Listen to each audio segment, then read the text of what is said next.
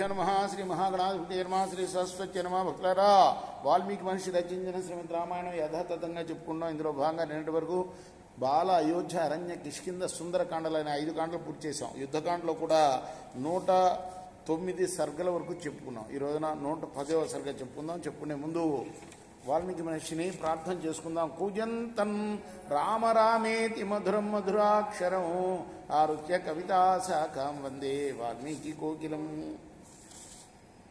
రామ రావణులు ఇద్దరు అలా యుద్ధం చేస్తుండగా సర్వభూత కోటి కూడా ఆశ్చర్యపడిపోయింది. వారిద్దరూ కూడాను రథాలు నడుపుతూ ఉన్న సారథుల చాతుర్యం నుంచి ఆ రథాలు అప్పుడు ఒకదానితో ఒకటి ఢీ కొట్టుకుపోతూ ఉన్నట్లు ఎదుర్కొన్నాయి. వాళ్ళిద్దరి రథాలు ఆ సారథుల యొక్క చాకచక్యం వల్ల ఓదానితోటి ఢీ కొట్టపోతూ ఉన్నట్టు ఎదుర్కొన్నాయన్నమాట. మరి మరుక్షణంలోనే మండలాకారంగా తినాయి. చూడటానికి 2 ఢీకుంటున్నాయా అన్నట్టుగా, కానీ వెంట్రుక వాటిలో తప్పి మళ్ళీ మండలాకారంగా తిరిగాయట. వీధులు అనే గతి విశేషాలతో అవి వెనక్కుపోతూను ముందుకు వస్తూను వివిధ రకాలుగా తిరుగుతూ భయంకరంగా కనిపించినాయి. రాముడు రావణాసురుణ్ణి నొప్పిస్తూ, రావణాసురుడు రావణ్ణి నొప్పిస్తూ, ఒకరి మీద ఒకరు బాణాలు వదులుకుంటూ అమిత వేగంగా సమీపిస్తూ వెంటనే మళ్ళీ వెనక్కుపోతూ ఇలా పోరాటం సాగించారు. అలా వాళ్ళు ఉభయులు రథాల్లో నుంచి ఒకరి మీద ఒకరు బాణవర్షాలు కురిపించుకుంటూ ఉంటే ఆ యుద్ధ భూమిలో ఆ రథాలు బాణాలు కురిపించే మహామేఘాల్లాగా కనిపించాయి. ఆ యుద్ధరంగంలో నానా విధాలుగా తిరుగుతూ ఆ రథాలు అప్పుడు ఒకదానికొకటి ఎదురుగుండా వచ్చి నిల్చున్నాయి. అలా నిలబడిన రథాలు 2 కూడాను కాడితో కాడి, పతాకాలతో పతాకాలు, గుర్రాల ముఖాలతో గుర్రాల ముఖాలు ఢీకట్టబోయాయి.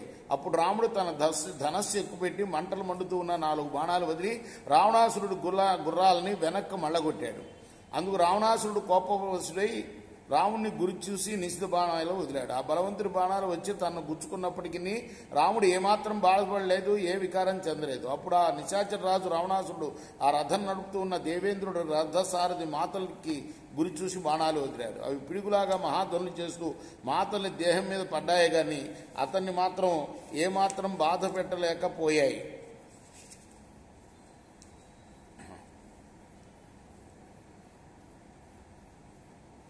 రాముడికి అప్పుడు అమితమైన కోపం వచ్చింది.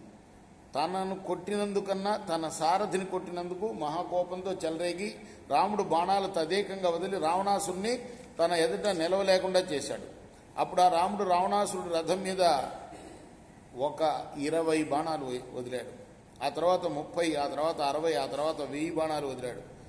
అందుకు వాడు కూడా కుపితుడై రావణాసురుడు కూడా రాముడి మీద గదాయుధాలు, ముసలాయుధాలు వానగా కురిపించాడు. ఆ గదాయుధాలు, ముసలాయుధాలు, పరిఘాయుధాలు వచ్చి పడుతుంటే మహాధ్వనులు చెలరేగినాయి. అక్కడ ఆ మహాధ్వనులకి 7 సముద్రాలు క్షుభితమైపోయాయి. అప్పుడు పాతాళలోకంలో నివసిస్తున్న పనగులు, దానవులు మొదలైన వారు అందరూ కూడా బాధపడ్డారు. భూమి వణికిపోయింది, మహావృక్షాలు పడిపోయినాయి, పర్వతాలు కదిలాయి, సూర్యకాంతులు మాసిపోయాయి, గాలి వీయటం ఆగిపోయింది. దేవతలు, గంధర్వులు, కిన్నరు, మహోర్గులు, సిద్ధులు, మహర్షులు మొదలైన వారు అందరూ కూడాను ఎంతగానో భయపడిపోయారు. ఆ యుద్ధంలో రాముడు జయించవలనని, గోవులు బ్రాహ్మణులు సుఖంగా ఉండవలనని, సమస్త లోకాలు చెక్కు చెదరకుండా ఉండాలనని దేవతలు, మహర్షులు జపం చేశారు. ఆ విధంగా ఆకాశంలో దేవతలు, మహర్షులు జపం చేస్తూ ఉంటే భూమి మీద రామరావణులు భయంకరంగా యుద్ధం చేయడం మొదలుపెట్టారు.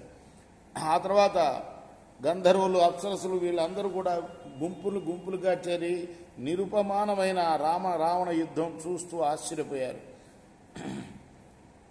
ఇప్పుడు వాళ్ళు అనుకుంటున్నారు ఆకాశం వంటిది ఆకాశమే, అలానే సముద్రం వంటిది సముద్రమే, అలానే రామరావణులు వంటి వారు రామరావణులే.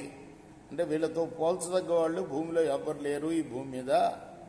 రామరావణ యుద్ధం వంటిది రామరావణ యుద్ధమే, మరి ఒకటి జరగదు అని అప్సరసులు, గంధర్వులు చెప్పుకున్నారు. ఆ తర్వాత మరి రాముడు క్రుద్ధుడైపోయి క్రూర విషసర్పం వంటి బాణాన్ని తన వెంట సంధించి రావణాసురుడి కంఠాన్ని గురి చూసి వదిలాడు. రావణాసురుడి శిరస్సు ఆ బాణం దెబ్బకు తెగి నేల మీద పడిపోయింది. అలా నేల మీద పడిపోయిన ఆ శిరస్సును అప్పుడు ముల్లోకాలు చూశారు. అలా వాళ్ళందరూ చూస్తుండగానే ఆ శిరస్సు వంటిదే ఇంకో శిరస్సు రావణాసురుడి మెడ మీద మొలిచింది. అలా మొలుచుకుని వచ్చిన రావణాసురుడు 2వ శిరస్సునే కూడా అప్పటికప్పుడు రాముడు తన బాణంతో నరికేశాడు. ఆ శిరస్సు నరకడంతో ఇంకో శిరస్సు పుట్టింది, దాన్ని కూడా నరికివేశాడు. ఇలా 101 మార్లు, 10 తల్లు కాదు, 101 తల్లు పుట్టుకుని వచ్చినాయట, ఓదాని తర్వాత ఒకటి. వాటిని అన్నింటినీ రాముడు ఎప్పటికప్పుడు నరికేస్తూ ఉన్నప్పటికీ రావణాసురుడి ప్రాణం పోయేట్టు కానీ కొత్త శిరస్సులు పుట్టకుండా ఉండేటట్లు కానీ కనపడలా. అప్పుడు ఆ సర్వాస్త్ర కోవిదుడు, ఆ మహావీరుడు రాముడు ఆలోచించాడు. ఏ బాణాలకు మారీచుడు చచ్చాడో, ఏ బాణాలకు దండకారణ్యంలో కరదూషణులు చచ్చిపోయారో, ఏ బాణాలకు విరాధుడు చచ్చాడో, ఏ బాణాలకు కౌంచారణ్యంలో కబంధుడు చచ్చాడో, ఆ బాణాలకు ఇప్పుడు రావణాసురుడు ఎందుకు చచ్చిపోలేదు అని ఎంతో నమ్మకమైన బాణాలు, వాటి శక్తి తగ్గిపోవడానికి కారణం ఏమై ఉంటుంది అని ఆలోచిస్తూ ఏమాత్రం ఏమారకుండా రావణాసురుడు వక్షస్థలం మీద రాముడు శరవర్షం కురిపించాడు. అప్పుడు రాక్షసరాజు రావణాసురుడు రావణుని యొక్క ప్రతిక్రియగా మళ్ళీ గద ముసలాయుధ వర్షం కురిపించాడు. రామరావణులు ఉభయులు ఆగ్రహావేశపురులై తమ రథాలతో కూడా ఆకాశానికి ఎగిరి కొంతసేపు పోరాడారు. రథాలతో కూడా నేల మీదకి వచ్చి కొంతసేపు పోరాడారు. రథాలతో కూడా త్రికూట పర్వతం మీదకి పోయి కొంతసేపు పోరాడారు.